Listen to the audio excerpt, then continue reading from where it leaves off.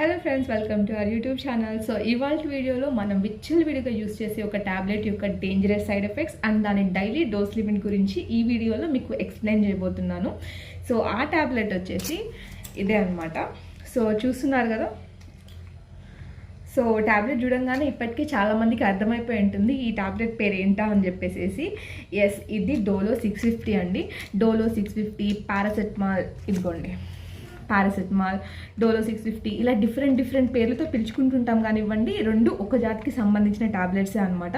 కాకపోతే పేర్లు డిఫరెంట్ ఉంటాయి, డోసులు డిఫరెంట్ ఉంటాయి. పారాసెటమాల్ వచ్చేసి 500 mg, డోలో 650 వచ్చేసి 650 mg అనమాట. సో ఈ ట్యాబ్లెట్ ఒక డైలీ లిమిట్ వచ్చేసి, అంటే ఒక రోజుకి ఈ ట్యాబ్లెట్ని జస్ట్ 4 grams మాత్రమే తీసుకోవాలండి. ఎంత? 4 grams. 4 grams కన్నా ఎక్కువ తీసుకుంటే డేంజర్ అనమాట. ఎందుకు అన్నది ఎక్స్ప్లెయిన్ చేస్తాను చూడండి. మనం తినే ప్రతి ట్యాబ్లెట్